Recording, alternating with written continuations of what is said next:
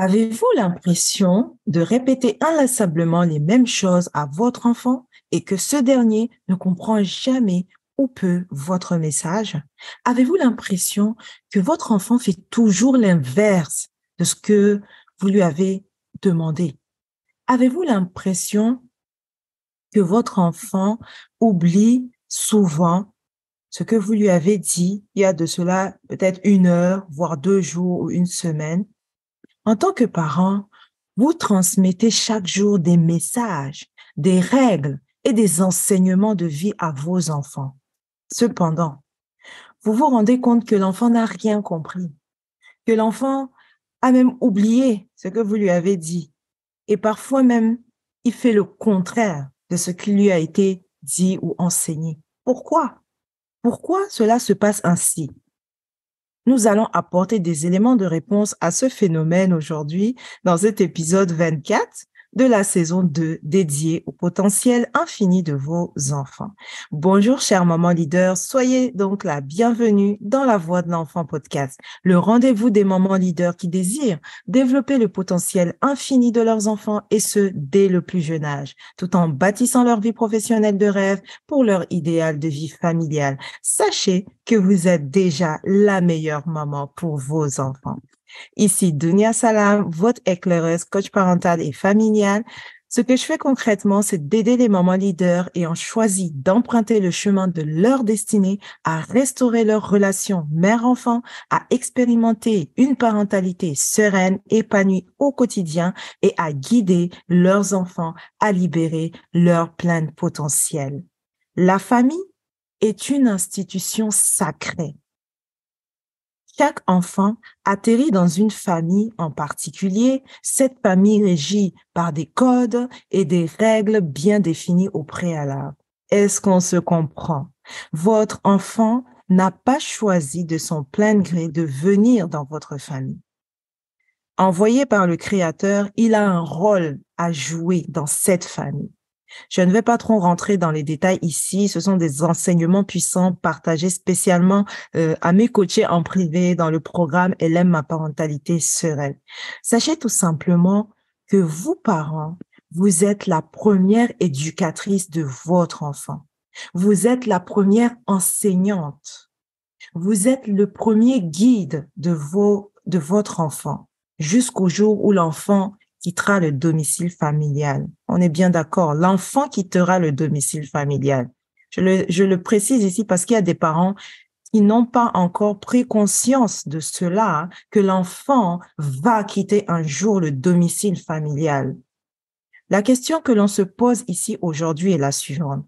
Comment transmettre efficacement les enseignements à votre enfant afin qu'il puisse les appliquer correctement et rapidement?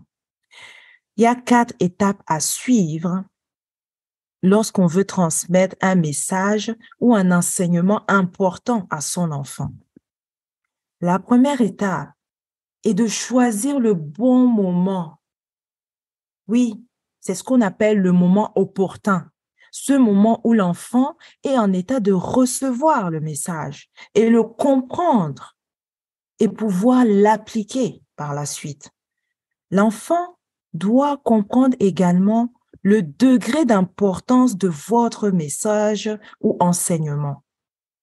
Est-ce que vous avez utilisé les bons mots au bon moment pour vous adresser à cet enfant?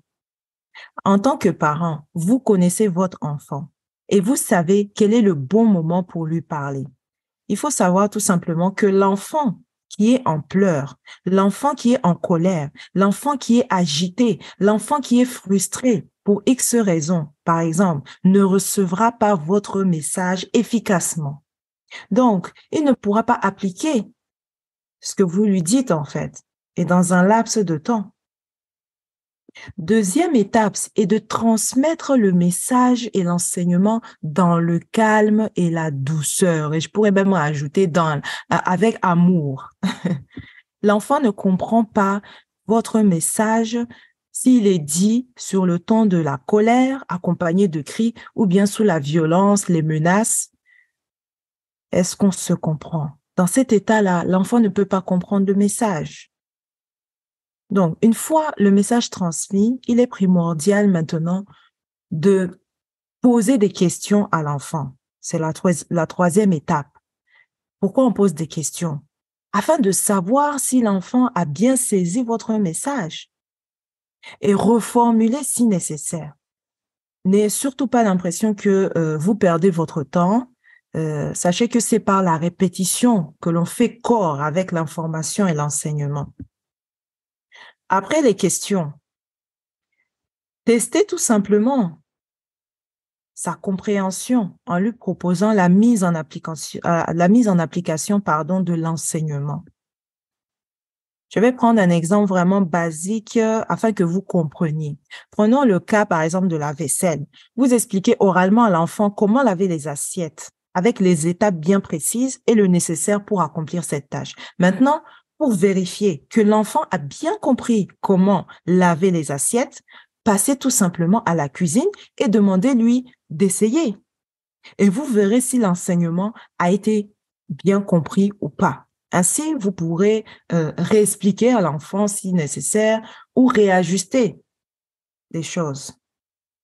Vraiment, si vous suivez ces 4 étapes, vous verrez un changement positif, voire radical chez votre enfant. Vous verrez qu'en peu de temps, et selon l'âge de votre enfant, il va mieux assimiler votre message et appliquer rapidement. Il ne vous dira plus, ah, j'ai oublié maman ou papa, ou bien je ne sais pas.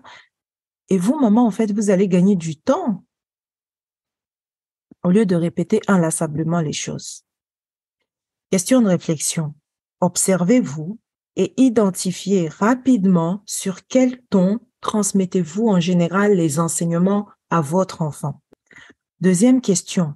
Qu'est-ce que vous pouvez améliorer maintenant dans votre façon de faire pour plus d'efficacité et de résultats positifs dans l'application de ce que vous transmettez à votre enfant? Vous avez des questions supplémentaires? Merci de les poser en commentaire et je vous répondrai personnellement. N'oubliez pas, vous avez été choisi en tant que guide pour votre enfant. Vous avez été choisi en tant qu'enseignant pour votre enfant. Vous savez au fond de vous ce que vous devez lui enseigner. La décision finale vous revient. Le bon moment, c'était hier. Le meilleur moment pour agir, c'est maintenant. C'était Dounia Salam, votre éclaireuse, coach parental et familiale, éduquée autrement pour une vie choisie et prospère. À la semaine prochaine. Bye bye. Merci.